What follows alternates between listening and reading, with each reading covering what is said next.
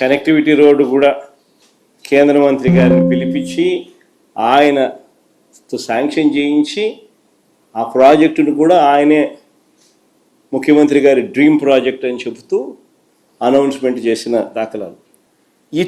ఆశ్చర్యం ఏంటంటే క్రెడిట్ తీసుకోవాలని ఇంత తాపత్రయపడతా ఉన్న వీళ్ళు అసలు ఆ ప్రాజెక్టులో ఆ రోడ్డు దాని తర్వాత అడుగులు ముందుకేలా మన ప్రభుత్వం పోయిన తర్వాత ఈ 2 ఏళ్లలో వీళ్ళు వచ్చిన తర్వాత దాన్ని పర్సూ చేసుకొని అదేదో ఆ ఎయిర్పోర్ట్ అయ్యే టయానికి ఈ రోడ్డు కూడా కంప్లీట్ కావాలన్న మినిమం ధ్యాస కూడా వీళ్ళకి లేదు.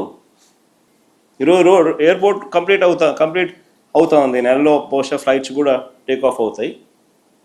పరిస్థితి చూస్తే రోడ్డు కనెక్టివిటీ కుంటు రోడ్డే ఇప్పటికి అయిపోయిండారు. మామూలుగా అయితే ఆ స్టేజ్ నుంచి 2 సంవత్సరాల టైం ఉన్నది చంద్రబాబు నాయుడుకు. ఈ ప్రాజెక్టు ఒకవైపున చకచకా పనులు జరుగుతూ ఉన్నాయి, ఓ పక్క రోడ్డు మీద కూడా ధ్యాస పెట్టిందంటే ఇది అయిపోయే లోపల అది కూడా అయిపోయి ఉండేది. కనీసం ఆ పని కూడా పర్సు కూడా చేయలే.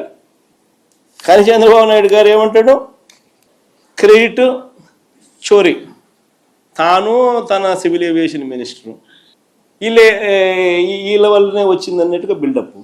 అది వీళ్ళు ఏం చేసినారు, అది వీళ్ళు ఏమన్నా చేసినారా? ఒక పర్మిషన్ తెచ్చినారా? ల్యాండ్ అక్విజిషన్ చేసినారా? కనీసం జరగాల్సిన పనులన్నా చేయించినారా? కనీసం